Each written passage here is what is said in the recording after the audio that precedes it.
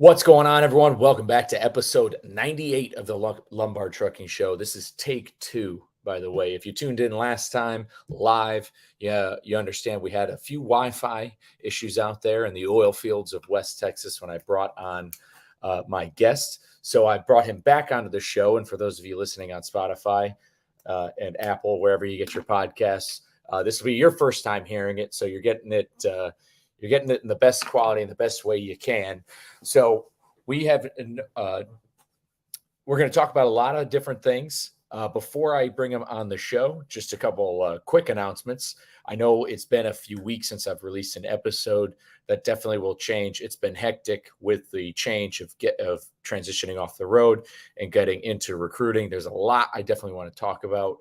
There's a lot of good content related to the transportation industry that has everything to do with the driver recruiting side of the job. It's a whole different threshold of the industry that has, in a way, much solidified a lot of the narrative of the show and the guests on the show, and basically everything that regarding the truth of what we're trying to prove going on within the industry, like things related to the driver shortage narrative, which is the crux of a lot of what I'm doing and what a lot of us in the police advisory has been doing. But more on that later. You'll definitely be seeing more content. Episode 100, looking to have another round table on here.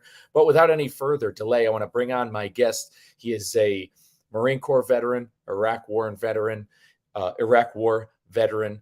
He served 7 years as a Texas law enforcement officer, mostly on the commercial vehicle side with Texas's Department of Public Safety. He's now an adjunct professor at Midland College out there in West Texas, and he's the owner and operator of Safety and Compliance Training Company. Without any further delay, let's bring him back onto the show, Mr. Santiago Talamantez. Welcome back, sir. Thanks, Mike. Better conditions this time, man. I'm comfortable at home with good Wi-Fi, so no hiccups this go around. Yeah, I know. West Texas, I'm not gonna lie, that stretch of 20 there, yeah, you'll run into some dead spots. But I'm surprised too. That hotel, I'm about to write a 5. I'm gonna have to drop a Google review on them. Yeah, every one that I've stayed at, and that one that I was staying at, it's actually literally 2 minutes from the main campus, and that's the reason I choose to stay there, is because it's so close. And it's actually it's actually closer to the middle of town, but I don't know what it was, but that Wi-Fi was just horrible. And then the previous hotel I stayed at, the Wi-Fi is good, but it's also, it's a 10-15 minute drive to the main campus where I usually do the class at. But yeah, I mean, that's just what comes with being out there in the middle of nowhere. Oh yeah, it happens. Maybe there's some solar flares going on. Who knows? We couldn't. Right. We'll soon figure out. But sure. Anyways, I'm glad to have you back. So let's start right from the top, man. What's your story? Where are you from? And walk us up. Everything Marine Corps. Let's see. You're an interesting guy. We definitely want to get this story out there. Sure. Yeah. I mean, I know that there's probably a good, amount that heard our last episode however long it was, but I'll kind of summarize it only because I'd like to, you get into more about whatever, people are curious about. But I mean, I grew up out in West Texas. I left Marine boot camp 10 days after I graduated high school. I joined us in 0311. I told you last time the video kind of got me, but I went straight in because I knew that to be in order for me to be able to get into the Department of Public Safety, because I knew when I was a senior in high school that I wanted to be a trooper. And that's actually a long story too, where there's a trooper that used to let me ride along with him when I was in high school. His name was Kurt Knapp. And I didn't have a very pleasant senior year of high school. I had a cousin that was a county deputy that I had started to ride along with. I grew an interest in the profession. And when I had signed up for when I signed up for the Marine Corps, I actually signed up the first week of my senior year of high school. And it wasn't maybe a few months later is when I had did some ride-alongs with a cousin of mine, and that's how I ended up. He was good friends with the trooper, and one day that guy ended up inviting me on a ride along with him. And the very first time I got in a black and white and was just chasing down people, I mean, that's a rush that you can't replace. And so even, I mean, I'm this 17-year-old kid in high school, and but anyway, he we got to be pretty good friends. I mean, I would go visit him at his house at times, and he was, I think, probably 25 at the time, and I'm just this 17-year-old kid, so he had no reason to be like as nice as he was to me. And but anyway, I knew that I needed to go. It's either you had to have 60 hours of college, or you needed to have at least 3 years of military, 3 years of law enforcement, 3 years of working like in a county jail or for the state. And that's the path I chose. Obviously chose the Marine Corps because it was, what stood out above everybody else. So I go to boot camp, San Diego, graduate 1072 Delta, August 25th, 2000. It's funny how you never forget that stuff. But anyway, did my time. I pinned on pretty quick, corporal, right at about a little over a year in, and then sergeant at 2 years, 2 months, I think. And then 10 days after I pinned on sergeant in January of 2003 is when I deployed to Iraq. And just to show how the story, how the story correlates to Kurt, when I was on the leave before deploying to Iraq, I saw him, and I remember he was training a partner, and I remember I saw him at the county jail because I was there visiting my dad, and he happened to walk in. And I hadn't seen him. I would talk to him here and there, but I mean, in those days, like, not everybody had cell phones, talking about the early 2000s. But I saw him, and I was like, hey, man, I only got a year. And, that was January of 03, and my EAS date was May of 04. So I remember telling him, like, hey, man, I got a year and a few months and I'll be out. And, my dream was to always, go get an academy, graduate, and go work alongside him. So I go to Iraq, and let me also add this in here because he deserves just as much credit. But the reason that I actually met Kurt as well, the sergeant they had at the time, his name was Carl Mayfield, and he was a reservist, a first sergeant reservist with a Motor T battalion in Lubbock. And him and my dad were friends. So being that I was going into the Marine Corps, my dad asked him, hey, will you talk to Santiago and just give him some pointers about going into the Marine Corps?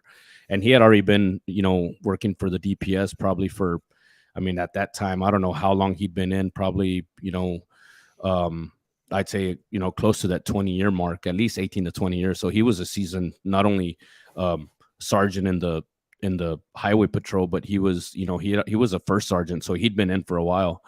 But he, I got to talking with him, and becoming kind of semi friends with him is just what leaned me towards, hey, when I get into law enforcement, I want to be with those guys.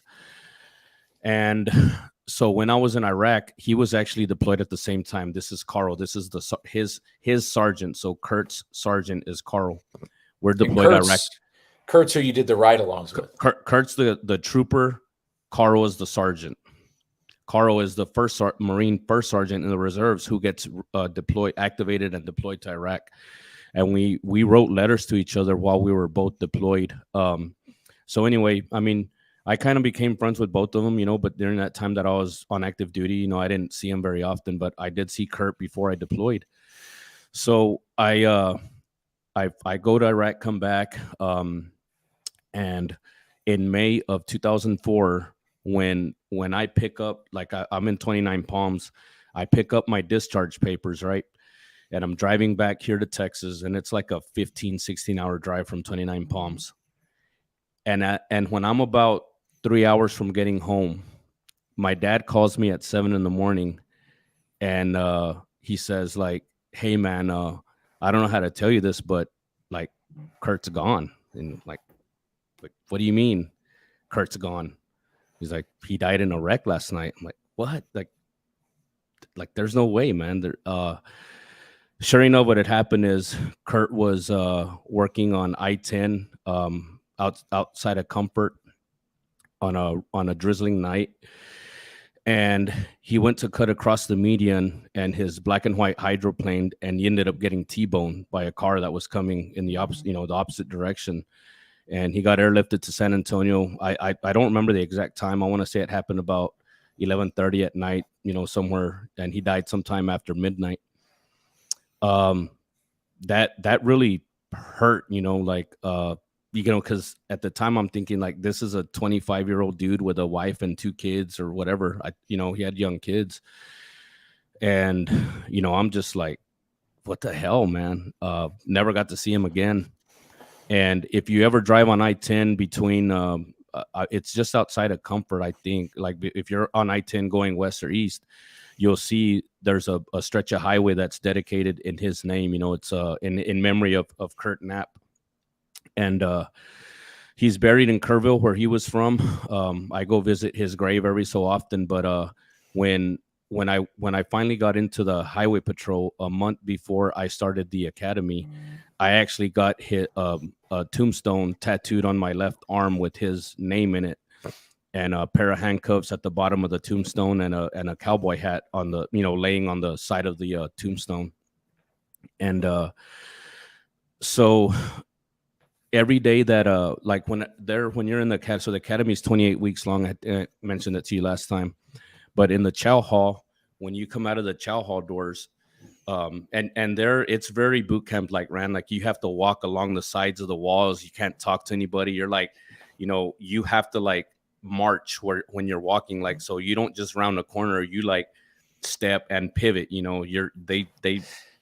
then it sucks because us that were prior military, we have to teach all the non-military people, we had to teach them how to make their beds and do the hospital corners and all that stuff. But anyway, when you come out of the chow hall, right as you walk out, there's a big memorial for all the troopers who have died in the line of duty, and his picture's on there. And every time I come out, man, it didn't matter if it was breakfast, lunch, and dinner. Every time we came out, I look at his picture, and I, like, in a joking way, kind of look at him like, Mom, like I'm here going through this bullshit because of you, because it's a long time, man. 20 weeks a long time, and it wasn't difficult, but it sucked, man.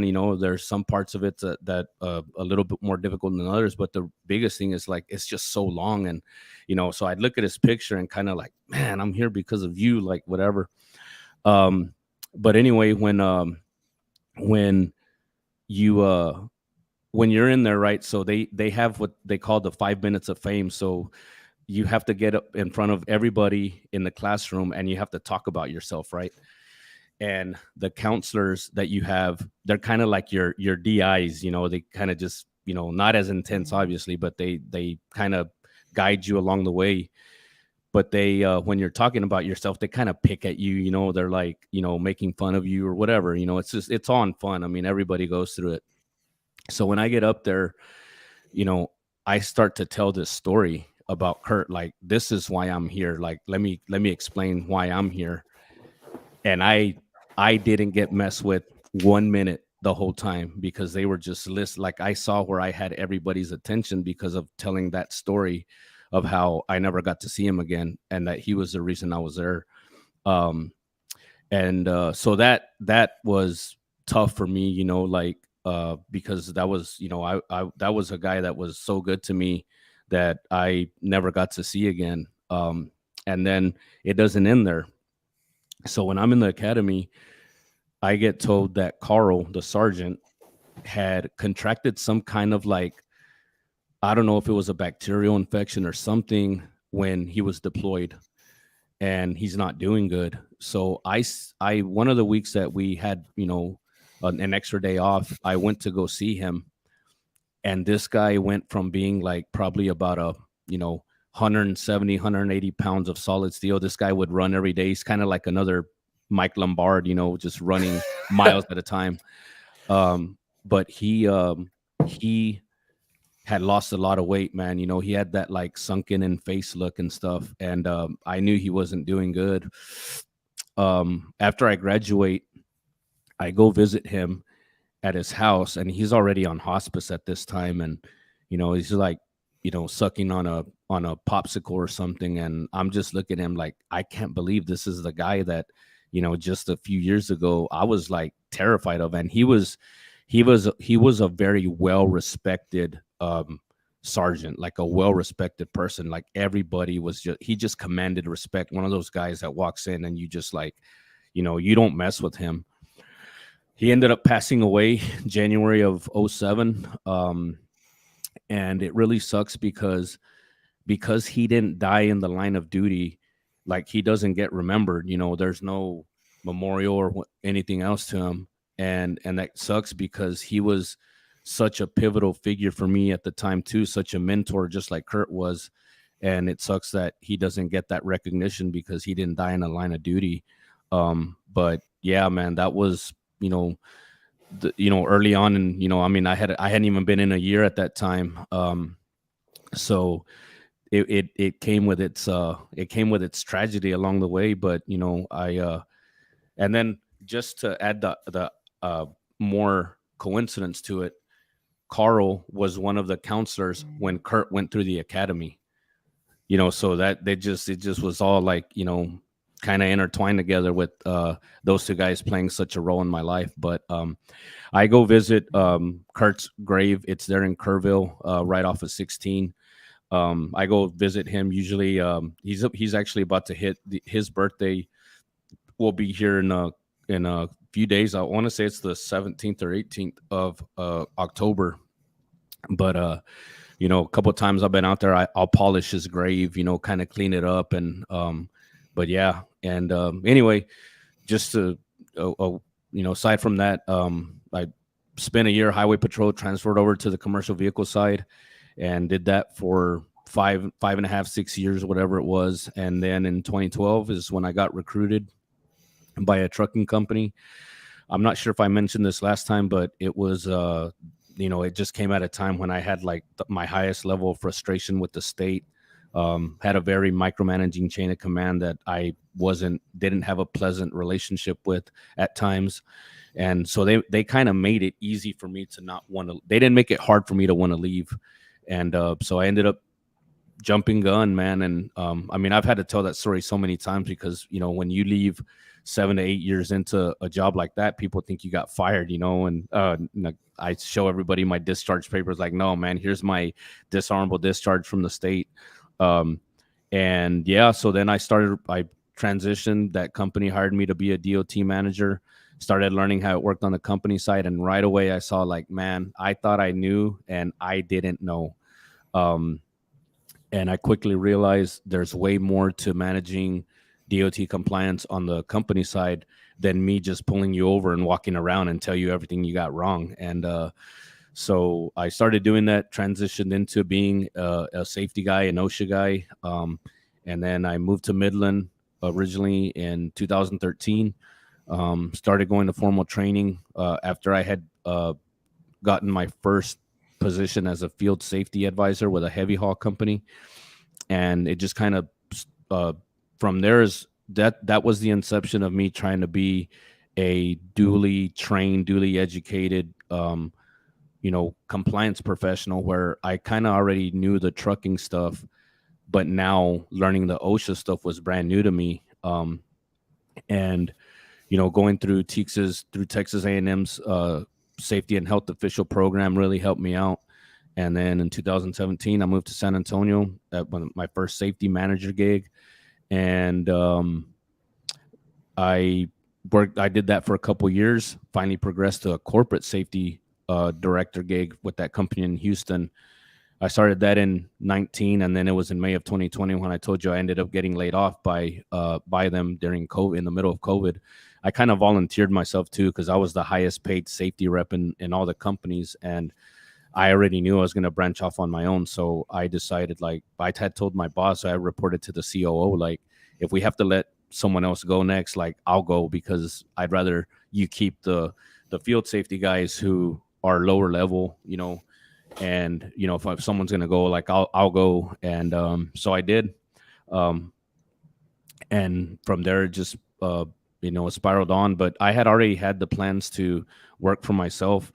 And having both roles, or understanding both professions of being a DOT manager but a safety manager, I knew that I had a greater chance of excelling, because most safety professionals only know one. They're only well versed in one area.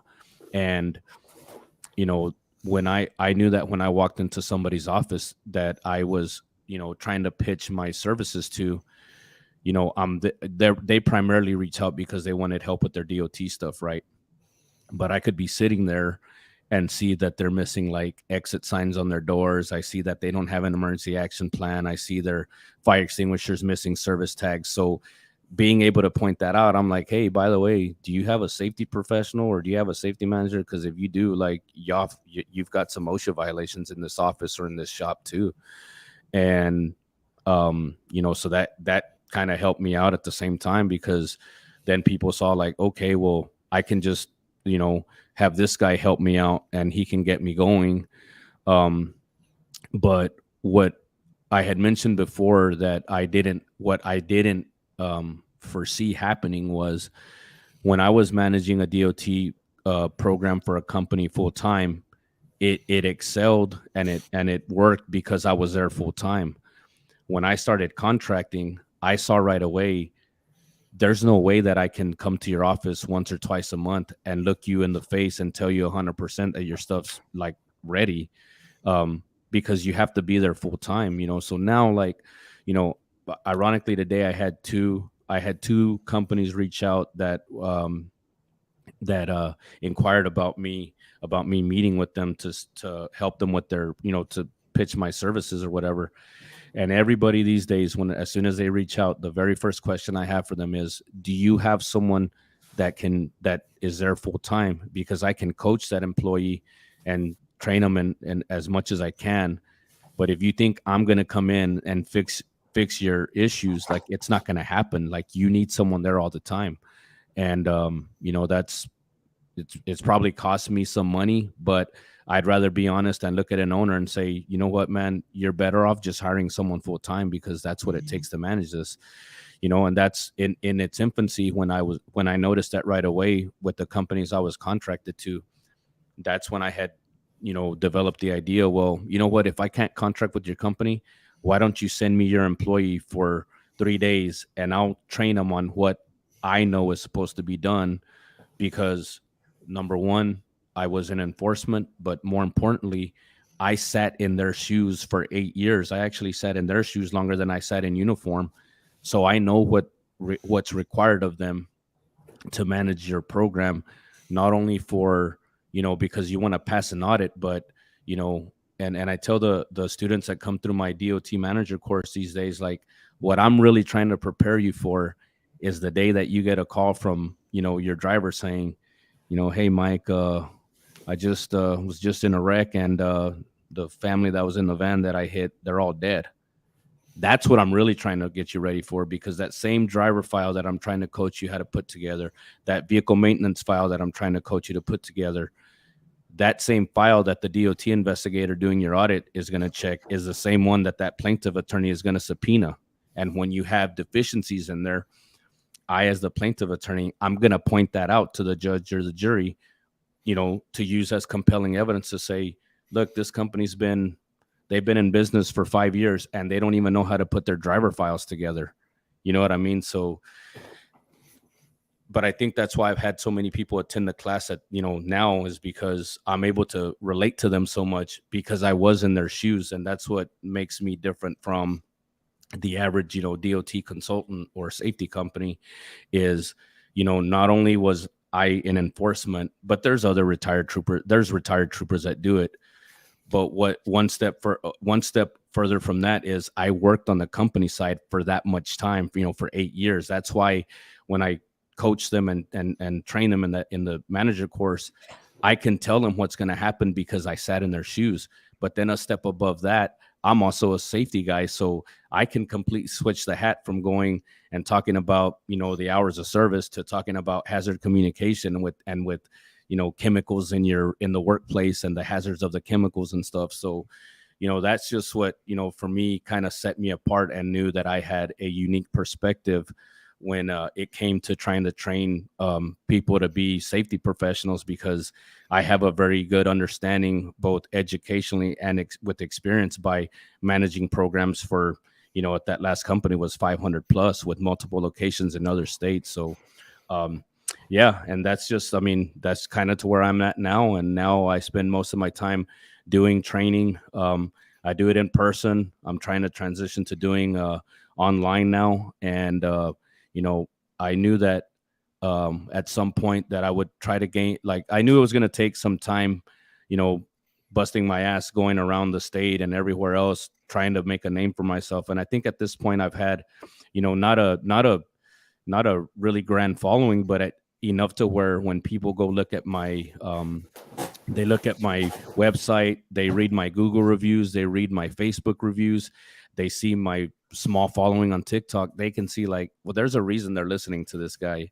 And, you know, now I think with the help of that behind me is, you know, now my focus is to try to, you know, take what I've done in person and do a lot of it online, because that's a greater reach. You know, I've heard you mention, you know, I've heard you talk in other, you know, I've seen other clips of your stuff where people talk about the driver shortages and whatever, but, you know, as of 2 months ago, there's 4 million drivers in the U.S. and there's 1.86 million for hire companies. So there's not a shortage of trucking, man. The 90% of you know, goods, 90% of goods imported into the U.S. is all by truck. You know, like that's not going to go away anytime soon. But you know, my focus now, like, you know, I mentioned, is I actually try to coach drivers more than anything. I'm more leaning on the company side, obviously. You know, I mean, I'm kind of torn in the middle where, you know, I get frustrated when I hear about DOT officers doing things that they shouldn't be doing,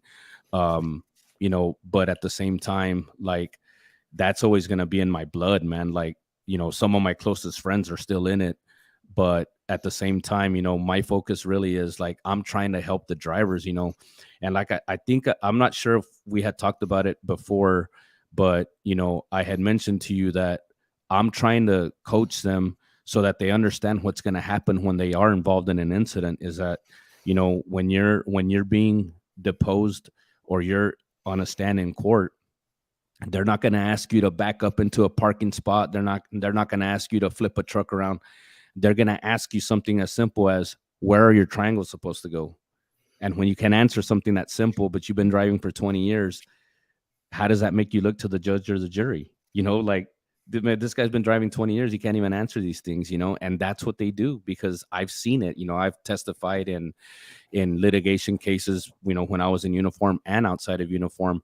And that's what happens, you know. So I want to try to help prepare the drivers as much as I can. But like I told you, man, there's not one group that corrects me more about the regulations I used to enforce than a truck driver. So, you know, that's just comes with the territory. But then on the other side, I do have the ones that really, you know, they'll reach out and they'll tell me like, hey, thank you so much, man, because, you know, I didn't know this. You know, if I could only tell you, man, the number of times that I've heard in the last three and a half years, I've always been told. My buddy told me, man, if I could only tell you how many times I've heard that.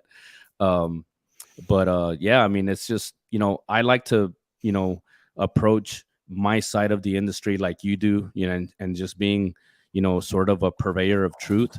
And, you know, that's why, like, anything I post, man, you'll see that I show the literature with it, you know, even something as simple as, you know, I posted a video 2 days ago where I explained how to get your US DOT number for free. And, you know, even then, like with everything I do, I know there's going to be some people that don't believe me. So that's why I purposely show in there, here's FMCSA's website where they say, we do not charge for a US DOT number, you know. So everything that I do, everything that I say, there's somewhere that it says it. Like I know that there's a literature or somewhere in not only just in the regulation book, but in other, other legal correspondence that I know where it says it. So I'm just trying to bust a lot of those myths that drivers think they know, and clear up some of the the unfortunate times when they're not being they're not being treated fairly during a roadside inspection. And I know that happens, man. I've said it when I was in uniform, and I've said it outside of uniform. There's a lot of people that shouldn't be doing that job. It's a very complex job, to be a DOT officer. And but that's like any profession, man. There's always going to be groups, people that shouldn't be doing it, but that one, because it affects it affects so many people, directly and indirectly, is, I think, they're definitely not as prepared as they should be. And that's the one, regret that I have now that I've been, on this side for so long, is that I wish I had been as educated as I should have been. And I wish I knew how much it affects, when I write that violation that I'm like, I'm not really sure, but I'm just going to write it anyway. I wish I knew how much it affects drivers and companies, because if I would have known that back then, I would have been a lot more, I would have definitely been a lot more, my subjectiveness would have been a lot more lighter than it was, but now I can only make up for it by trying to help the industry side, and, those that want the knowledge, great. Those that don't want it and want to find it somewhere else, pay whatever. I don't care. It doesn't bother me, Absolutely. We actually got a question show up here. Good Sure. friend of mine, Willie Nelson, no relation, but he's got a question for you. He's asking, what's a common coachable issue that you correct, like when you go out there and talk to companies? I'm assuming what do you think is like one of the biggest things that you're having to coach guys on? So what I like to primarily talk to the drivers about these days is the fact that, back in 2011, when CSA went into effect, and they started, part of what was called the Safety Law Act, which created the PSP. I don't know if you're familiar. Oh, you should be, because you're recruiting. Yeah. What I try to tell the drivers is, like, every time that you're not doing a pre-trip, Brand, like every time you're not, every time you're not checking the washer fluid, the triangles, or whatever, right? Or even something that we talked about, the permit book last time. Those violations are going to show up in your PSP for the next 3 years. And if you're going to go try to hire on with a company, they're going to be able to see those behaviors, right? Because if you had a driver that you're, the company you're trying to recruit for, and you run a PSP, and the PSP report shows you that they're, regularly going over their hours, why do you want to bring those behaviors to the company? Like, they're not going to benefit from having a driver like that.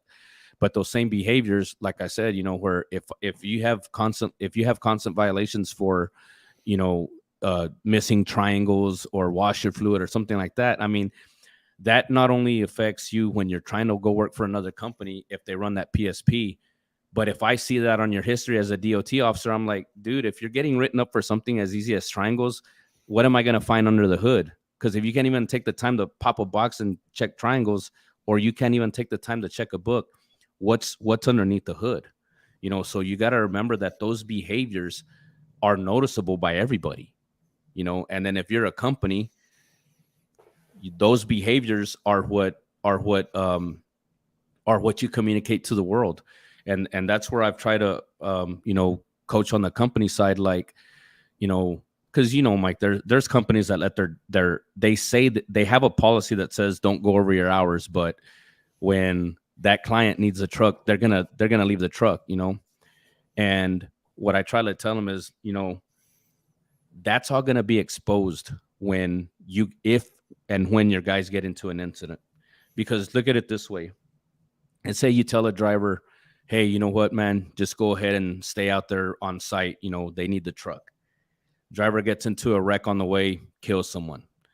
So now you're going to have a situation where the driver's going to have to explain why they still drove knowing they shouldn't have, right? And immediately the driver is going to say, well, the company told me to do it, right? But my rebuttal to that is, did the company physically turn the ignition and press the pedal, or did you do it, right? And you knew you weren't supposed to drive, but you still did it, didn't you? But then I'm going to go at the company and say, so you allowed him to do it, right? And some of them are smart enough to not send it through text message or something, right? They know, like, oh, I'm going to tell you on the phone, so there's no record of it. Yeah, you need the Qualcomm message. Yeah, like they're not going to send a Qualcomm, hey, go ahead and work 20 hours today. But, that's, again, those behaviors are what I'm going to use as that family's attorney to show the behaviors of your company. And that's all documented, man. And that's how it affects you, like, in so many ways, because now if a PSP shows that driver's regularly going over their hours, and now you have an SMS profile that shows that company has constant hours of service violations, I'm showing a pattern of behavior. And that's what attorneys love to prove, because once I can show that you have a pattern of behavior, how are you as a company going to defend that? You can say all day long, no, we have a policy that says drivers don't go over their hours. Well, how is it that every time DOT pulls them over, they're getting written up for hours of service violations? You see what I mean? And, but nobody thinks about that. They just think, nope, we need the truck out there right now. We need to charge the client. We need to make those, and then of course, the driver's not going to care because they're getting paid overtime or whatever, and I just, at the end of the day, tell them whatever behaviors you engage in, you're going to have to answer for. So do you have a logical, reasonable explanation for why you decided to drive over your hours and you ended up killing that family's father or their mother or their daughter, brother? Like, what are you going to say to that? Because if you think saying, oh, well, the company told me to stay out there, that's what I'm going to, when I'm that plaintiff attorney, I'm going to say, well, did the company go out there and push the gas pedal? Or did they turn the keys in the ignition, or did you? And what are you going to say to that? But the average driver doesn't think that. They come in with such a complacent mindset, because you go every day doing the same thing. But it's that one day, it's kind of like Murphy's Law, right? You can do your logbook 1,000 days correct, right? And that 1,001 day where you say, like, oh no, man, I don't feel like doing it. So that's the day the black and white pulls you over, right? Like, that's the way it happens. And, that's the one thing that I try to tell them is, like, take the proper time, because all of this follows you, man. Like, it stays with the company for 2 years, but it stays with you for 3 years.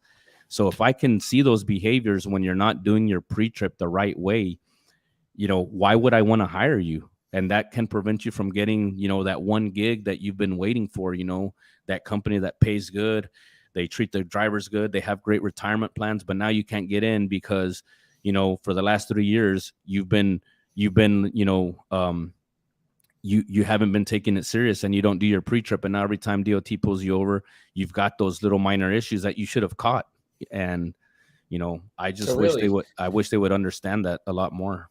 Yeah, it really boils down to those little things. Like, I know I mentioned when we were recording live, the Pearsall County rest area is a place where DPS likes to pull people in, and like we mentioned, having that permit book and a nice binder, and your tires being inflated, your lights working, knowing where your triangles and fire extinguisher are. When you have those boxes checked off, they're not going to ask for you to crack the hood. I do want to go back to number one. I want, like, when it comes to I'm going all the way back to the beginning now. When it comes to promotions in the military, because there are some veterans who listen to the show, and it's such a crazy difference between you joining in 2000, because the numbers were probably so low, and then they rose during the invasion of Iraq, but your promotion came so quickly because of probably the numbers being a little bit lower, and then when that need came is probably when the like you being in the zone was able to happen so quick. Because I know 0311s when I was in, and I was in from 08 to 12, like, you basically had to do 4 years before you got corporal, because there were so many grunts. So it's crazy to see.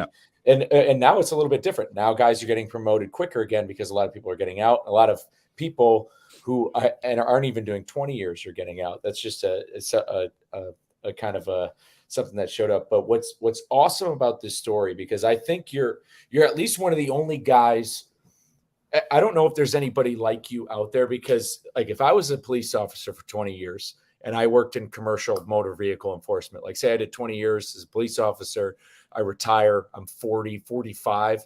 That's going to be the first thing I do, is because, nobody retires in their 40s. Yeah. In a dream world, you wish you could just, not work, but we all know Sure. that an idle mind, people get bored, you go stir crazy. If I was in my 40s, retired police officer, or even 50, however old, that'd be the Yeah. first thing I would go. And I worked in commercial vehicle enforcement. That'd be the first thing I'd do. I'd be like, I'm going to go be a safety guy at a motor carrier. It's a Monday through Friday, 7 Right. to 5, however it works. That's what I do. But they're only coming at it from, like you said, the law enforcement side, where they're looking for what's wrong. You don't know what it's like to be. You might meet owner operators and deal with carriers, but you haven't crossed that threshold of like working for a motor carrier. Yeah. Whereas you did a good chunk of time, like, whether you did 5 years or 20, I'm sure it becomes just as repetitive for the driver as it does being on the DOT enforcement side. You start seeing, there, we don't call it, it's not, they're not, stereotypes sometimes exist for a reason, but there are trends with the certain make and models of trucks you see, the types of drivers you see, what they're wearing, everything like that. And they start to blend together. So whether you do 5.5 or 20 years, but then you left that, you go to the company with that experience and still early on in your career. And I think that's what kind of stuff, because if I'm retired, and this is what makes you different from anybody else who comes from law enforcement, is because if I'm retired and I'm 50 and I'm going into that job, a 50-year-old is not going to have the same type of motivation, drive, passion, or kind of want to kind of get in as deep as you did. Whereas you did a short amount of time, you get into it still at a young age, you go over to the company, and then the company starts seeing your value. But so you've gotten the best of both worlds. And so through essentially almost 14 years of doing it from the enforcement side, then on the corporate side, you're now at the age where probably some police officers are thinking about retiring. Now you have this wealth that you're able to combine. And I don't know if there's anybody like that in the country doing what you're doing. What's crazy and awesome about this story is you always hear about when people at corporate jobs have to go to a safety seminar or go to a training or have, yearly conferences, or they have to go to a 3-day course.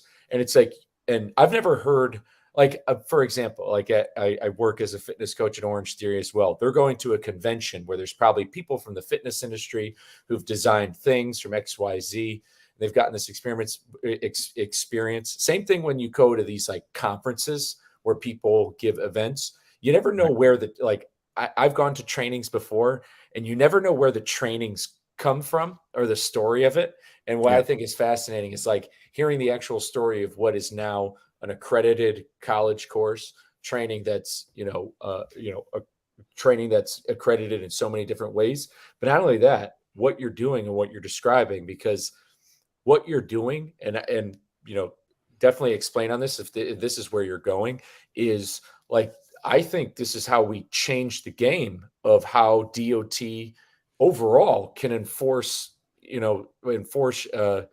FMCSA rules throughout the entire country. What you're doing, I know that the laws sometimes vary, but for the most part, commercial vehicle stuff is kind of the same. I know weights and hazmat and lengths of the tires to the fifth wheel, some of that is state by state, but for the most part, I think the course you're set on is you could change how you can almost, you're bridging the gap between a DOT officer and motor carriers.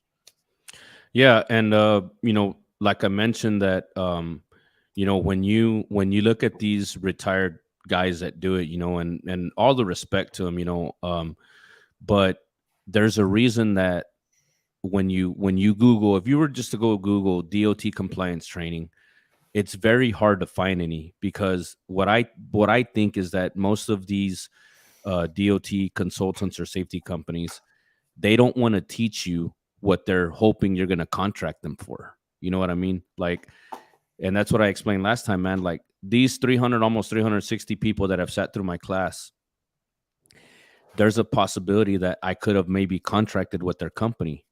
But because I'm being humble enough and honest enough to say, no, I'd rather train your employee who's employed full time, I would rather coach them and teach them what they need to know, because I can't manage your program.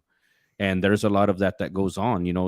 There's companies that'll charge you, $2,000-3,000 a month, and then when you go, you're not really getting that any value out of it. But some companies don't care. They're like, well, this is just an insurance policy. Well, that's great. But what I've found is that when there are those situations, if you go look at the company that someone has contracted, they're very vague in their information, right? Like, it'll say, they'll have like their website, or whether it's a generic website or a nice looking website, but it'll say something like, you know, our team of expert consultants have over 35 or over 50 years or whatever. But okay, but what does that mean? With over 70 years in the industry. Okay, but were you a dispatcher, or what is it that, why would you want to contract with that person? And I didn't want to have that situation. So I was always very transparent. Like, if you go to my website, you see my background, because, and I even tell the students that come to my class, and I ask them straight up, before you came here, did you go Google who was going to teach you this stuff? And to my surprise, a lot of them don't. I'm like, why would you not? Shouldn't you be assured that who you're going to go listen to is worth listening to? Like, why should you come listen to me? Some of them, I'm like, how many of y'all want to go read the reviews about this class? There might be a couple hands that go up. I'm like, man, if I'm going to buy something on Amazon, man, I go read the reviews and the latest reviews, right?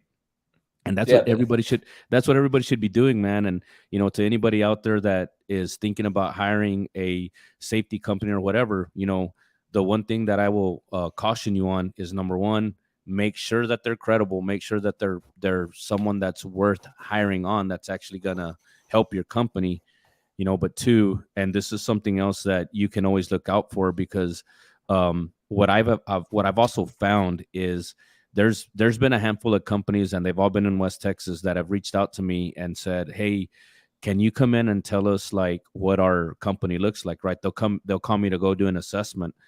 And, they had a previous safety company, or they had a freelance person, which is even more like should be skeptical of, like a self-taught DOT person.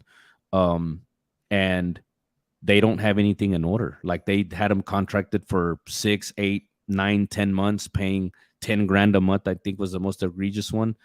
And there was 3 papers in a driver file. And, I was like, man, but the other practices, and something that I've noticed they like to do, and it's gotten so bad that I'm actually going to offer a free training sometime out in West Texas just to do it. And I think I'm going to do it in San Antonio also. But, when you go run your, like you run your safer report or your SMS, and you look at your MCS 150, right? They'll use their email address to log in all your stuff, right? Your portal and everything else. And at least three of the companies that reached out to me, I ended up having to call FMCSA to reset all their stuff, because that previous safety company had used their own email address and was holding it like kind of for ransom, saying, well, if you pay this last invoice, we'll give you the password, or we'll give you the code so you can get into your portal. And I'm like, dude, that right there is already a red flag, because anybody that I've ever helped, I don't use my email. Like, I'm not your employee, and like I said, it's happened so many times already that I'm going to do just a free, like, 2 or 3 hour free DOT workshop to make people aware of that practice. And just to prove my point, because I'm so confident in this, I'm going to give them the driver qualification that I do in my audit seminar, or even in the DOT class. I'm going to show them, look, to properly qualify a driver, this is everything that's supposed to be done. This is what it says in federal law in 391.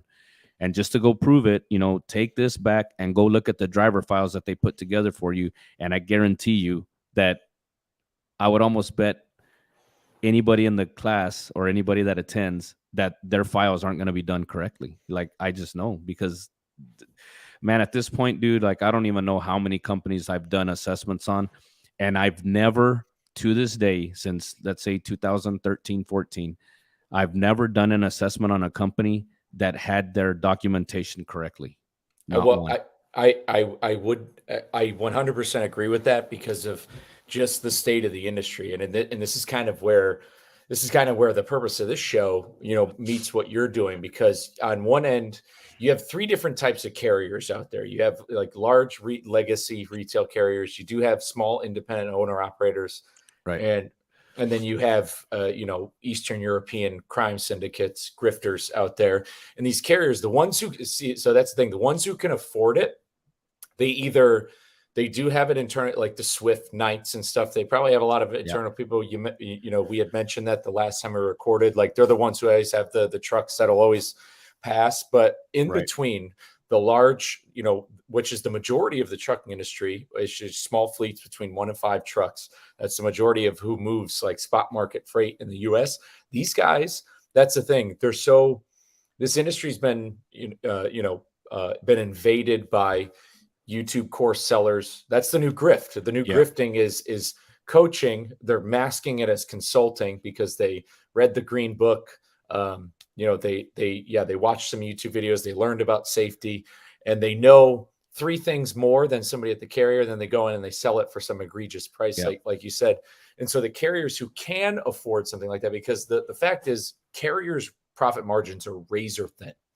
And so when it comes to staying compliant, it's a everyday battle to stay compliant. And that's just with one driver of one truck to stay good. Now you times it by 5, and you'll still, a fleet of 5 trucks is still being sort of managed by the one guy who owns the MC, whether he's 1099ing his drivers or not. So it's like the guys who can afford it, that's where they're going to go first. They're going to Google a DOT compliance guy. They're going to find Joe Dickhead, who's selling this for $3,000. He'll come in for 3 days. He'll, probably, screw around on Twitter and do whatever. And then, he'll put 3 pieces of paper in your file. He'll send you an invoice and you do it. But when in reality, the companies just need to dig a little bit deeper. Like you need to get below surface level because, I agree. Most of the carriers out there, I guarantee you can even find, I'm sure that there are mega carriers who have drivers out of compliance. They probably still have drivers on file that don't work there anymore, or drivers who are dead, who they still have stuff on, like all sorts of stuff. It's got to be an absolute mess. And it's like, that's what I found. So that's what's enticing about your TikTok profile, because there's not a lot of people, because like you said with the truckers, like how it's always been like this. They told me TikTok is full of drivers who are like, this is how you need to do it. This is how you do it. This is what's compliant. And you'll have 1,000 comments who are like, you're wrong. This is like, oh, everybody's wrong. I'm always right.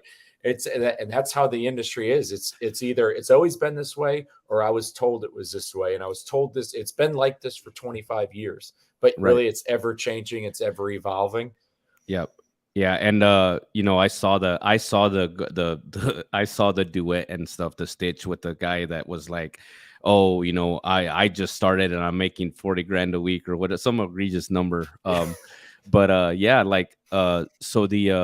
there was someone that commented on that video from 2 days ago about the free US DOT, and you take it with a grain of salt, but the comment was like, man, my buddy or someone just paid $3,000 to get all this set up. And I'm like, golly, dude, like you got screwed royally.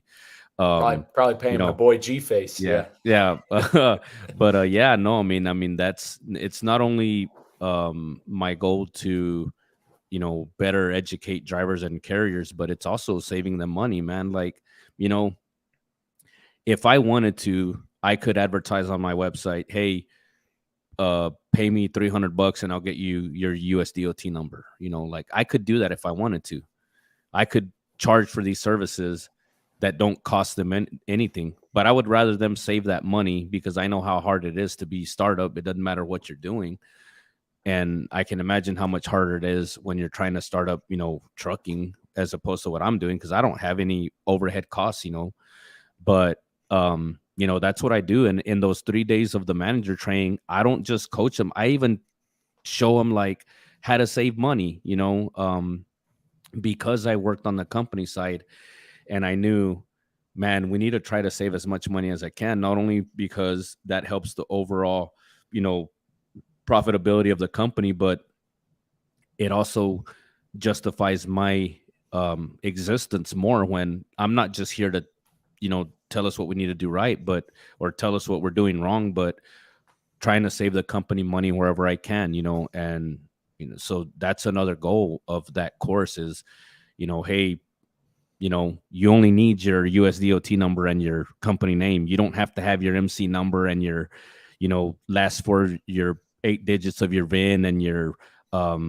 MC number. You don't need any of that. The regulations don't require it. So why spend money on those markings if you don't need them? And those are the kind of things that, because I knew how much decals cost. And now if we're trying to outfit 100 trucks with 3 extra decals that are $10 a piece that we don't even need, that don't matter, why waste that money? And so, yeah, man, that's another, if, and another goal that I've had is, let me not just be this purveyor of truth, but also, hey, man, let me help you save some money. I didn't have to post that video on how to get your free USDOT number. I didn't have to post a video I did a while back on how to file your business in Texas and not go use LegalZoom or one of these other third-party entities that's going to charge you, $200 to $300 on top of what you're going to pay the state of Texas anyways, because you don't need it, But yeah, man, that's, that leads me to a question, actually, because this is another thing that I, had to figure out when I bought my truck, because there's probably an easier and cheaper way to do it. You mentioned him when we were recording live last time, JJ Keller, Yep. and they're an accounting and legal firm overall. Who JJ Keller is, right? Because I used them to file the 2290, which is the IRS heavy high, which for those of you who don't know, for every commercial motor vehicle on the road, there's a $550 heavy highway motor vehicle tax that's paid every single year to the IRS for every single truck that's on the road, which is a lot of money and nobody knows where it goes, but that's an argument for a different day. But I went through JJ Keller to do that. There's probably a way to do that without him. Online by yourself. Yeah. And I teach that in the class, so every vehicle, every truck that's registered at 55,000 pounds or more, you only use the registered weight for heavy vehicle use tax. But see, that's the thing is heavy vehicle use tax is an IRS requirement. It's not a DOT requirement. But why do I cover it in my class? Because it gets lumped into what we do as compliance professionals, because if we don't pay our heavy vehicle use tax, we can't renew our registration with the state. You know what I mean? But I would have never known that if I only been in uniform, because I never asked on the side of the highway for a 2290. That's an IRS requirement. Why the hell do I care that it's not? It doesn't need to go in your permit book. But yeah, so it's every registered truck, 55,000 or more, and you're technically supposed to pay it when you start using the vehicle. And then again on July 1st, the reporting period is July 1st through June 30th. But yeah, like in the class, I tell them, go to the IRS website, make your account, and you can pay that yourself. You don't have to pay. I forget how much JJ Keller charges. It's not like, it's not terribly expensive, but if you pay them $100 every single year for 10 years, that's $1,000 you could have saved or whatever, I mean. And that's why, like I said, man, I'm just trying to educate people on the reality of like, hey, there's actually only, if you were going to be an interstate carrier, there is only one part of the process that you do need someone else's help, and that's a process agent when you're applying for your MC number. Other than that, everything else, your IFTA, your heavy vehicle use tax, your apportion plates, your UCR, everything else you can get on your own. And I teach people how to do that in my class. And I teach it if they're going over the road or if they're staying in Texas to get your TXDMV number. I walk them through the process on how to do it. So, I mean, that's what I'm trying to explain to them. But it's not my word. I show them from these entities that sometimes are nonprofit organizations. I show them like the literature, right? So like when I talk about apportion plates, you're not going to find anything about apportion plates in that JJ Keller book. You have to go to the IRP website because that's the entity that governs the apportion registration for the United States. And so when I talk about like the record keeping required for apportion plates, it's not my opinion. It's what they require. So, but I knew early on when I was going to start doing this class I purposely put the citation or the regulation code because I knew people weren't going to believe me when I'm telling them the actual way it is, and It's it's more entertaining when I have drivers, like I told you, man. Like, I had a driver in my class last week. He just cracked me up because every other question started out with, "Man, I always been told," and it just like cracked me up every time. And then he was like thoroughly surprised, just like most drivers that sit through. They're like, "Man, I was always told this or whatever." And I'm like, "Dude, I mean, I know." And that's why, in my presentations, that hopefully I can get you one day to come sit in on, you'll see every slide has the regulation, because if they don't believe what I'm saying, go read it in the book yourself. It's almost like English class. I'm thinking of like high school, and I'm thinking about going to college. English class, like APA style formats for writing papers. You Right. always need to cite your sources, Yep. and it's almost like, you're like, when am I going to need to do this? And it's, somewhere along the line having to cite your source, because and man, like, if you're going to start a business, if you're going to be in trucking, if you're going to be in transportation, that CYA covering your ass of knowing, like, oh, it's right here, and like, it's the only way to truthfully. And it's like, it's the same thing whether you're a doctor or you're writing a paper or a dissertation. You got to cite your sources. Yep. You're doing the same thing. People will be like, Sure. oh, but I was told. And it's like, well, you go right to the source, and it just, Yep. you can't question it from there. But I did have you mentioned this when we spoke previously before we started recording. Now, when it came to starting your company, though, you were working on the company side. Something gave you a push to do this. I think somebody had asked you when you were like out, and that you were explaining something like, oh, this is what I look Yeah. for. And somebody kind of gave you they kind of put the idea in your head. Yeah. So what had happened was that I was a corporate safety director for an oil field company based in Houston that owned 5 other oil field companies. Those 5 other oil field companies, they had their own company safety managers. I was just kind of their boss.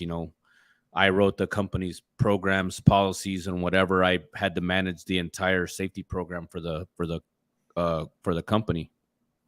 And one of the companies was based in Oklahoma, but they had a terminal in Cheyenne, Wyoming, and another one in North Dakota. And when I went up there to visit their terminals with that company's safety manager, we just had a little bit of downtime, and I had a group of drivers that I was I was showing them what inspectors look for on a level 1. And while I'm explaining, and I don't know what part I'm talking about, but it was intermittent conversation I heard between 2 drivers. And one of the drivers says to the other one, like, he made some kind of comment to the extent of, "Man, we'd never get this kind of information anywhere else." And it was that comment that really sparked in my head. I'm not getting paid to be a DOT person right now. I'm getting paid to be a corporate safety director, which I was getting a really nice salary, but I wasn't being paid for that knowledge, even though it was always asked of me. Like, it was still, every question got rerouted to me, even though we had a full safety department or a DOT department in Houston. And it was just that conversation. And I was like, man, you know what? That dude's right. In my head, I'm like, I should be getting paid for this. And that was really when I decided that it was time for me to go do it. I mean, I had the idea back in probably about 2014 or so, but I'm really glad it didn't work out, because there's no way that I would have been as confident to do that on my own until I had spent so much time on the company side. But then, being an OSHA educated, safety manager, that gave me twice as much confidence, right? And that's why it helps me out so much, right? Because, like, I can tell you, on the DOT side, right, like with your fire extinguisher, what are they going to check? That it's a 5 or 10 BC rated extinguisher, whether you haul hazmat or not. It's got to be mounted. It's got to have a visual indicator to let you know if it's charged or not. UL rating presence, got to be mounted, right? On the OSHA side, what is the OSHA inspector going to look for? That it's got an annual service tag, that monthly inspections are being done on it, and that you have familiarization training with the fire extinguisher because it's provided for employee use. So that's again why I'm so confident at this level, because I understand both areas so well now. And I don't think I wouldn't have been that confident to go out on my own almost 4 years ago now, had I not been so well versed in both areas of compliance, because they're equally important jobs. I mean, those two, a safety manager and a DOT manager, those are both two full-time gigs. They have their respective duties and responsibilities that, and it sucks because the, I also help companies like try to find someone for their company to manage their program. But it's also kind of unfair because I expect everybody to be at my level, and that's not realistic. But I also, I want to make sure that whoever, and I've done this a couple of times with companies that I was contracted with. I said, okay, I think we're at a point where you need a full-time person. Let me help you find someone that's knowledgeable enough to take over the reins, and now you're okay, and one of those companies actually, even after they had a full-time, they kept me on retainer because I have so much knowledge about litigation too, not just with like trucking crash litigation cases, but even with workplace injury cases, because the process is exactly the same, so I've got to investigate both a workplace injury lawsuit, but then I primarily get asked to do the truck accident investigations or whatever. I don't think I got to mention to you, but I was also one of the only commercial vehicle troopers in the entire state at the time that was part of a crash reconstruction team. So I got to go to all the advanced schools that the state has for the crash reconstruction. And, I remember when I showed up to those advanced schools, they have the roster of everybody, right? And it'll say like, Mike Lombard, Highway Patrol, Buda, Texas, right? Such and such, Highway Patrol, whatever. And then you get to mine and it says commercial vehicle enforcement. So everybody's in the class like, what are you doing here? And, but it was a great experience, man, because, at the I mean, I don't know how it works now, but at that time, I'm not sure if there was anybody else that was on the commercial vehicle side, but that was also part of a crash reconstruction team. So, having that knowledge. And then as I started working on the company side and working Rex on the company side, that's where I came up with the crash investigation course that I have on my website now, where I'm trying to coach like, hey, when your driver has a wreck, here's what you need to do, like following that wreck. And I even go to the extent of like, if your driver gets injured or your driver dies, here's what else needs to happen. But it's just this wealth of knowledge, man, that like, I tell everybody in my class, what good would I have been doing the world if I just kept it to myself, And if I was, insecure about it, I surely wouldn't be teaching all of you this. And that's why most DOT consultants, safety consultants, they don't teach you what they know how to do, because then it takes away from their ability to make money off of your company. Oh yeah, no, 100%. That's well said. I think you're providing an excellent service out there to a lot of people. A lot of it, which seems to also be for free. It's free knowledge you're giving away free knowledge and intelligence on TikTok and stuff like that. I do have a question about, because this is starting to come into play more when it comes to safety. I don't know if you are recommending, but are you seeing changes out there when it comes to carriers having, the use of cameras in their trucks? I know it's a hot topic of conversation.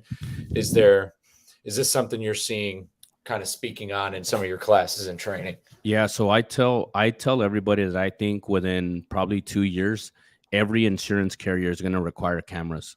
And it ain't just the forward facing, it's the dash cams too. Like it, I mean, I think that's just where it's headed, because they all piggyback off of each other, right? Like it's the same way that manufacturers, there was one manufacturer that started putting turn signals on the middle of a trailer, right?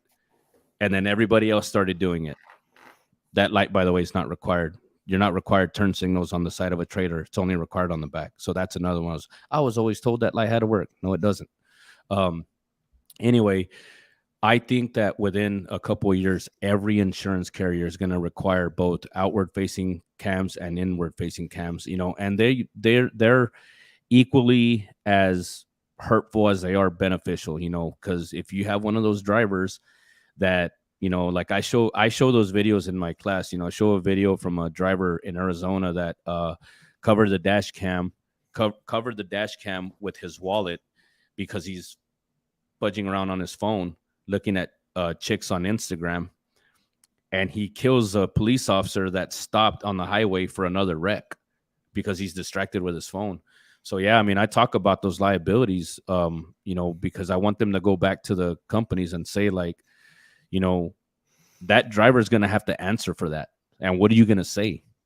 And what I've also noticed too that's been alarming, Mike, is in the last, it's more recent now, but drivers are being sued individually too. And that's what they don't understand is, they think I'm in the company's truck. If something happened, it's all on them. No, you're wrong, because what the company has is commercial insurance that's going to pay most of the judgment that they get awarded. What do you have? Because you're an individual. Like, you can be sued. And in the more recent times, when I'm reading about these litigation cases, you'll see the title of the case is, such and such family versus Mike Lombard and Lombard Trucking. It's not just the entity anymore. It's the individuals too. Whether they're a company driver or owner operator, doesn't matter. And I talk a lot about criminal liability too. Try to get them to understand that, the drivers have to understand, when you get in a wreck, civil litigation is going to follow, but your behaviors could also have led to criminal action before that, criminal behavior. And so not only are you going to go do time in prison, but once you get out, you also have a civil judgment that's like lingering over your head, that's still arising from the case that you went to prison for. But the average driver doesn't think about those consequences when they're getting in the truck every day without doing a pre-trip, without whatever, and then I even go to the extent of telling them, like when I get hired as a like a private investigator, right? If I know that this driver has those behaviors, I'll go drive to their company yard and I'll go see if they have cameras on the outside of their offices. And I'm hoping that one of them is pointing towards the fence line where the trucks are parked, because then I'm going to tell that attorney, hey, subpoena their camera footage from that day that the driver got in a wreck so we can see if he actually did a pre-trip or not, because then I'm going to put the driver on the stand and say, hey, did you do a pre-trip? Yep, sure did. How long was it? 30 minutes or whatever. Well, why is this video showing you just getting in the truck and leaving without doing a pre-trip? And I got you, like, your case is done right there, man. And I try to tell people, or try to tell the students that, and this isn't anything, it's not new, but like, why do these frivolous lawsuits exist? It's because the carriers make it easy. You make it easy by having that pattern of behavior of getting constantly written up for equipment. You have the behavior because you let the drivers go over their hours. And now you have cameras that are showing them messing around on their phone, not doing pre-trips. Like, that's why these frivolous lawsuits exist. It's because U.S. carriers make it easy for them. If you weren't making it so easy, it wouldn't happen, And yeah, so cameras are a huge, because there's no disputing cameras. Your driver can all day long say they did something, but the camera's going to show different, So yeah, it can hurt you, but it can also help you just as much. It's 50-50. But, it all depends on the driver's behavior. I mean, that's, the one, like whatever the rule of law that Yale has, or whatever, one of those high like level education, right, is that you can have the best intention, but if your behaviors lead you to do something different, you're not going to get the result you desire. And, until you change those behaviors, both as carriers and as drivers, you're not going to get that intended result that you want. Yeah. And this kind of, once again, it kind of ties back in with everything that me and some other former guests of the show talk about is Yep. the reason why a lot of this is coming up, and why safety has been sacrificed and is always being put on the back burner, why there's always new rules and regulations and the addition of these cameras.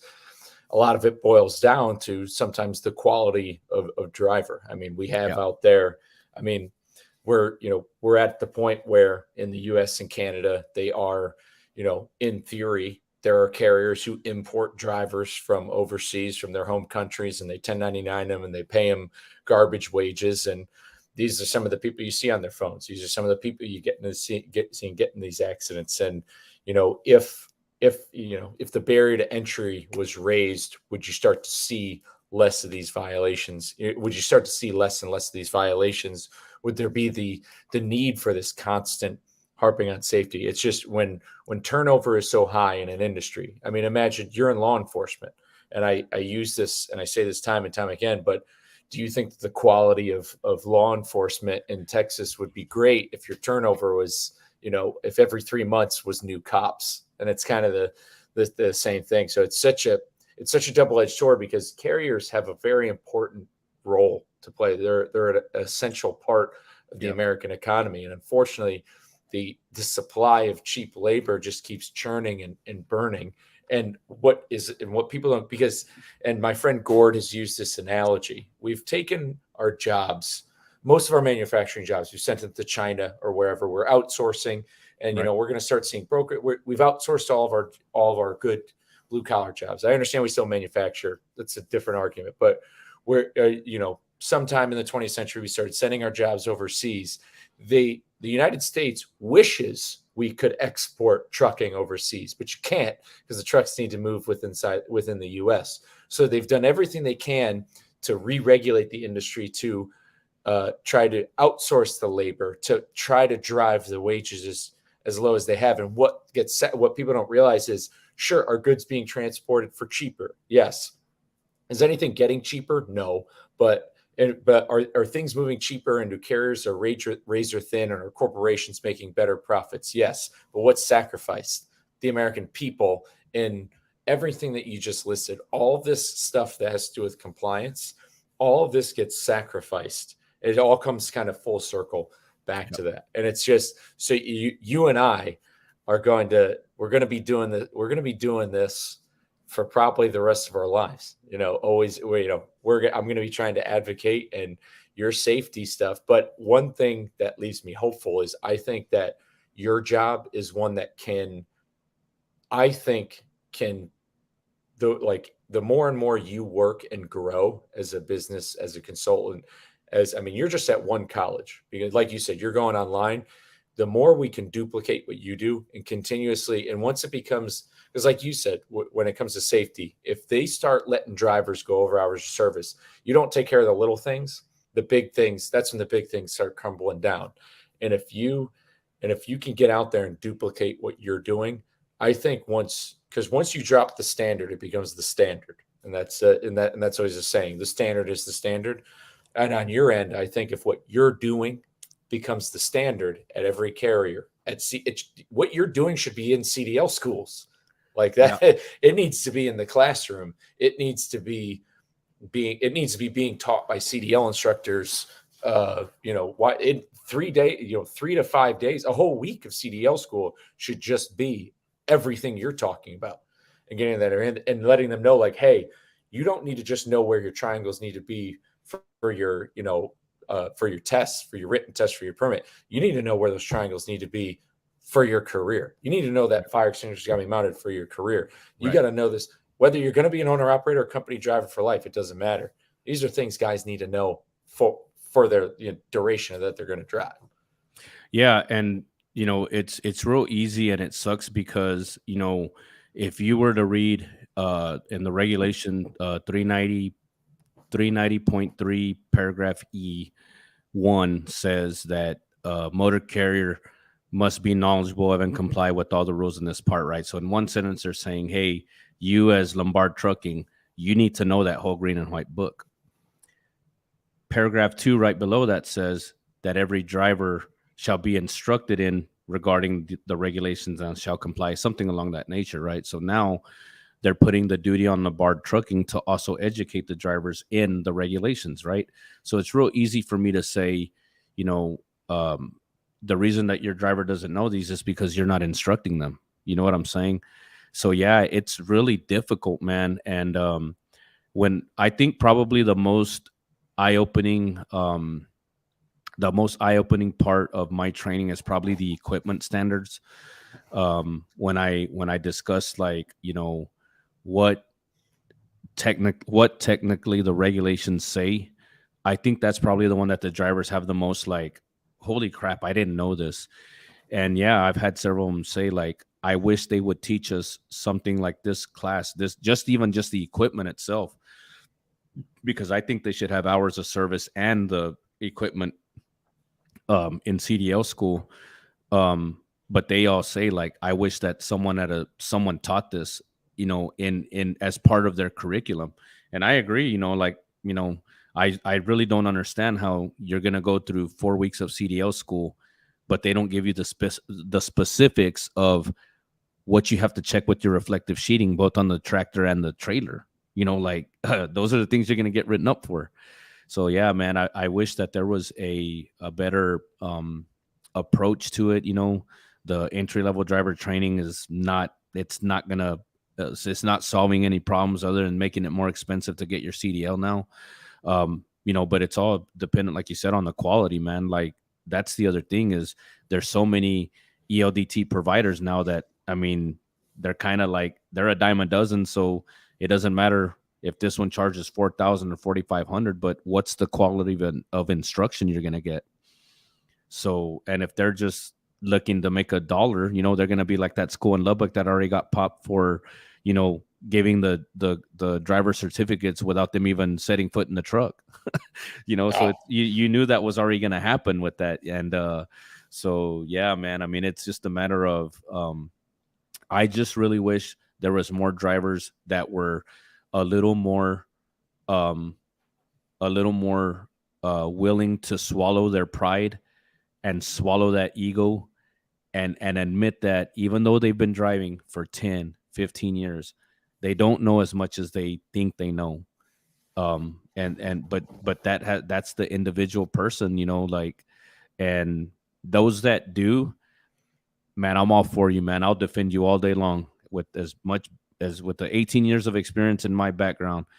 I will defend you and your company as best as I can. But when you don't have that approach, you're the kind of driver that I don't care about when I see getting grilled on the stand and can't answer these basic questions, but it's all your mentality. It's your approach to, I don't really hear as much anymore, man, but you're talking about the over-regulation or whatever, right? So I remember in 2017, 18, and maybe even a little bit recently, but more back then, but the implementation of the electronic logs, right?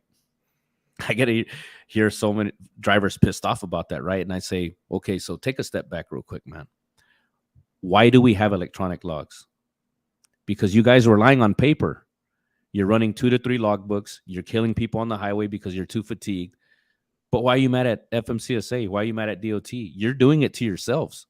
Like, you and your peers, you're the ones that's regulating yourselves, because it's your actions that lead to these people dying or getting injured, that they have to write these regulations. We go into detail on that, and it's unfortunate because you're right. It is that there's a reason why, and it's because it's because of the accidents happen, but kind of goes back to the previous argument of, it's been a long downward slope since the 1980 Motor Carrier Act, which deregulated the industry, which turns to that quality of driver. So the quality has gone down. And then even since the ELD mandate, and this is, straight from Freight Waves, since the ELD mandate was supposed to fix it, but yet it didn't, because it's, but yeah, we talk about it because since the ELD mandate, fatalities and accidents have gone up, and it was supposed to solve the problem, but that's because the ELD mandate didn't solve anything. It just threw something on drivers.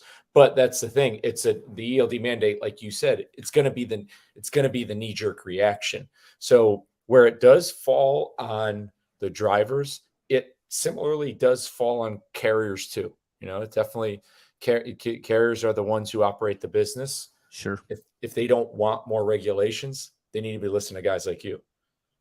Yeah. And, I certainly see the other side too, man. Like, I was on the company side. Like, I know, man, if we're not making money, what's the point of being a business? Like, I totally get that. But why are we gonna, jeopardize the entire operation when we don't need to. And that's the frustration I had when I was a company's, DOT or safety manager, is like, if you as the owner are willing to jeopardize everything you've invested in, why should I care as the safety guy when I can just go work for someone else? And it was that frustration that, I knew at some point I didn't want to work for someone anymore, because that mentality like kills my motivation. And when you kill my motivation to want to better the program, who am I hurting? I'm hurting the drivers. I'm hurting the employees when I start to not give a crap, And so, I mean, that was the frustration I had on that side too. But, something I forgot to mention, with what you were talking about, the quality, there's times that I tell my friends, the longer I've been away from law enforcement, the more I dislike the profession, not the people that I like my true friends that I love to death, but, there's a good amount that I don't like about it. And it's because, it's like everything else where, I'm sure on your side, you got the millennial drivers. Well, now you have the millennial police officers, you have the millennial troopers, that don't take the pride in, upkeeping that tradition, And when I was coming out of the DPS academy, that was already on its like tail end, the aura and the respect that you had for, the guys in those black and whites, because I mean, as a kid growing up, I remember like if you got pulled over by, a county deputy or a police officer, you were like, whatever. But man, when it was that black and white, you were like, oh man, like you're done, right? And that I really was sad to see that that tradition, right? The high regard that they were held in, that was starting to go away even when I was still in, and it came not only from the it didn't just come from the community side, right? Or it came within the profession too, because there was people that were doing that job that shouldn't be, and people that didn't take pride. And that's the one thing I can say today, man, is like when I was in that uniform, I represented it as best as I could. And I just, these days it's just not the same. All of my friends that are still in, they're like ready to retire, they're ready to get out, they're like counting down the days. And when you're starting to count down your days, you're in the wrong profession. Like that shouldn't be your desire. It's like, oh, I only got 2 years, 3 weeks, 2 days or whatever left. Like, you're not even really living to perform your duties. You're just waiting to retire. And that's pretty apparent to people surrounding you. Yeah, man, that's well said. I mean, I'm friends with, I know I have a lot of friends in law enforcement, and they'll say the same things. Like, I just got X amount of years before retirement, and I mean, you can say similar things to drivers. Yeah, I mean, a lot left the industry from ELD mandates. A lot left because the any driver you talk to will always tell you. I mean, even my grandfather alone was somebody who told me never to get into trucking because it'll never be what it was when he drove. And Yep. now here I am trying to fight to make it what it was when he did drive, because of what I know it was when he was driving. And it's funny. He's definitely laughing at me right now, but it's true. Yeah, a lot of in the trucking industry, you talk to any guy, they've lost respect. We got a LinkedIn comment that just came in over here. This person saying, yeah, the industry is full of self-proclaimed experts, those that can't be taught a new way, those that have become complacent. I was taught long ago in trucking, complacency kills, and those who are willing to learn, humbled by others' experience, are the real winners. No matter a driver, DOT, even executive, we all have room to learn, improve, and go back. And it's true. I was told by a lot of drivers, hey, once you think you know it all, turn in your keys. But man, yeah, there are people out there who, yeah, they'll just do this job because it pays for them, but there's no, there's no status to it. They're just waiting to retire. They're just waiting for when they're going to win Powerball or something. And yeah, when people have that mentality going to work, think about a job, because like law enforcement and trucking are essential. We're not going to have a functioning society without either of them. With one. Yep. Yeah, without either of them. But, other people, there's people who go through their lives. Maybe they work in sales, maybe they work, in an office, a high rise, wherever. And that's how they go to work. And they still get the job done, but they're unmotivated, but they're unhappy. Put that mentality now on some of your most crucial jobs where the people who are going into work are saying, or literally don't want to be there. So yeah, safety's going to take a back seat. The quality of work's going to take a back seat. Everything is going to, and then we see the results. Yeah. I'm glad that I'm the comment that person had was a point I made, man. Nowhere on my website, nowhere in my material, nowhere anything that I produce will you ever hear or see anything claim that I'm an expert.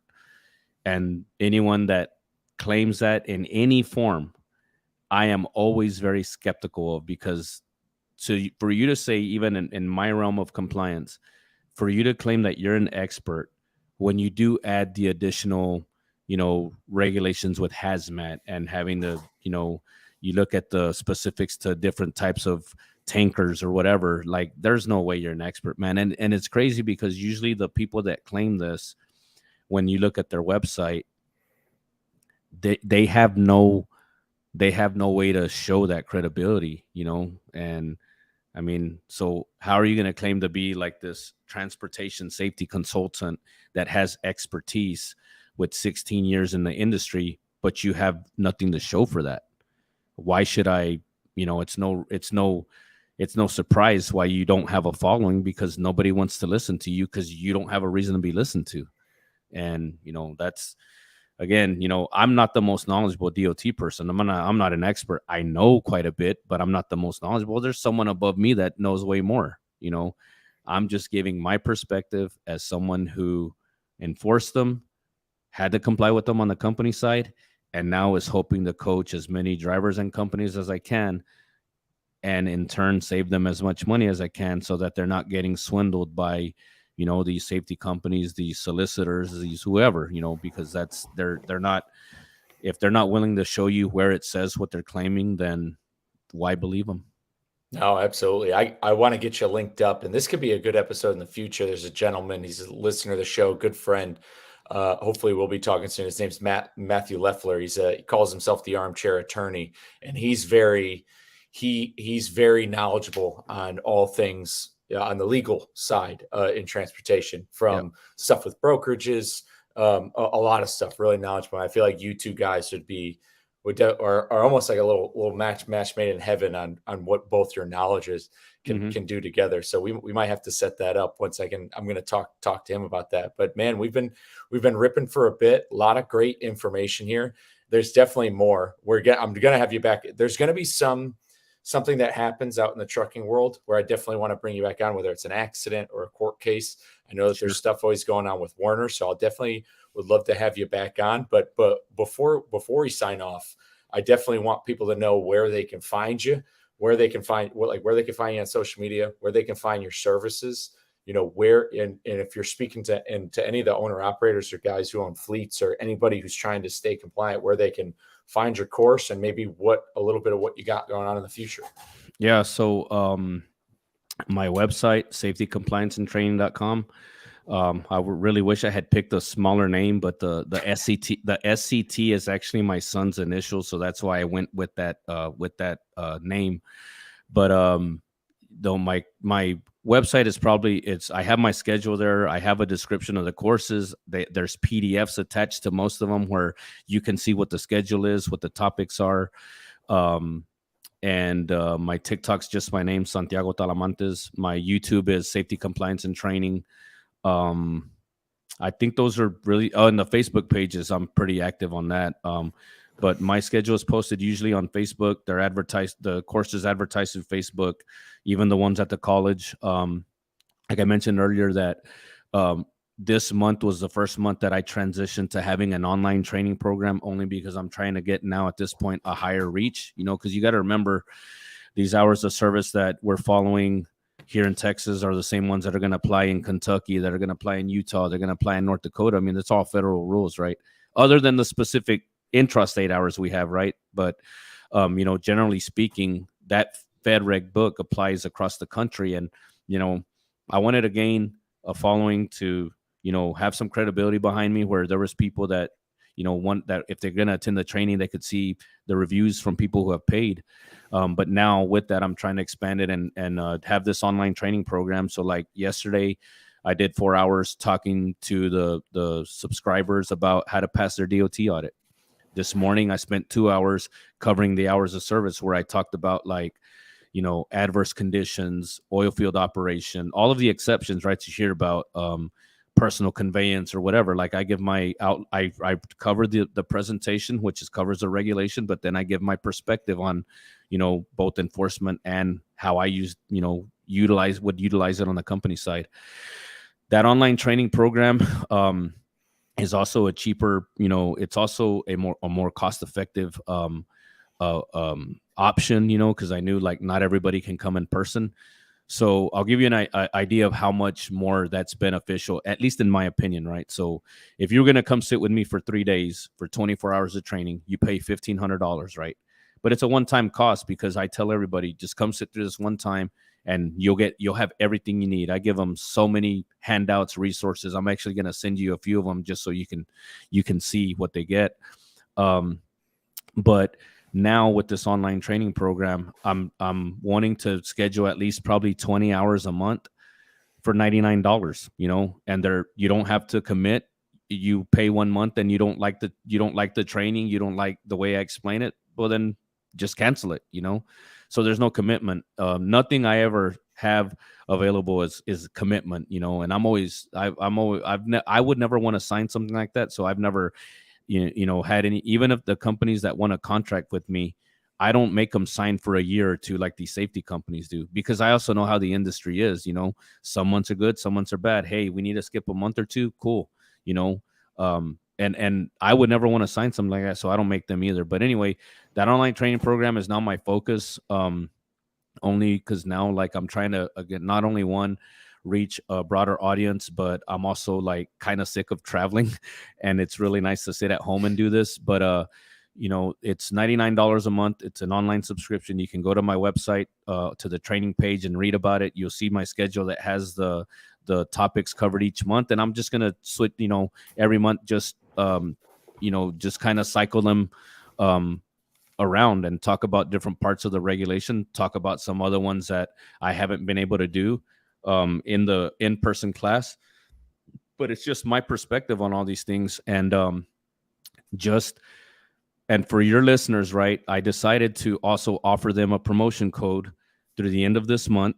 So if they go subscribe, and in the promotion box, when you're going to pay through Stripe, if you put in there, please advise, they get 10% off for their subscription every month. So I'm gonna put that. So in the link is here, and they can buy it from the website. Yeah. So if you go to my website, to the training page, you'll scroll under the calendar and you'll see the online training subscription service, and it's got the buy now button. It takes you to the payment page, but it allows you to put in a promotion code. And if you type it in, and I think the Stripe website just takes it in all caps, but just type in please advise, and it gives them 10% off their subscription. And like I said, you keep it 1 month and you don't like the topics I'm talking about, or you just don't like the way that I present them, well, then just cancel it. And what did you waste? $99. The average person spends $300 a month on fast food. So, what is that really? It's not really hurting you. But yeah, like I said, man, it's, if you think about it, that's, $99 a month. A year would be $1,188, which is still less than sitting with me for 3 days, but for 240 hours of training as opposed to 24, and, like every student that I've had that comes, they know that in my courses, I don't teach you my opinion. It's all law. You pay to learn the law, and that's what I teach you. Yeah, no, those are really fair prices. And you just explained it earlier about how many things you can do for staying compliant that you can do on your own, IFTA, UCR, IRP, 2290, all that stuff you just explained. There are people out there paying compliance companies for those services. Mm-hmm. You can, and just through talking to you or sitting in one class, there's your subscription right there.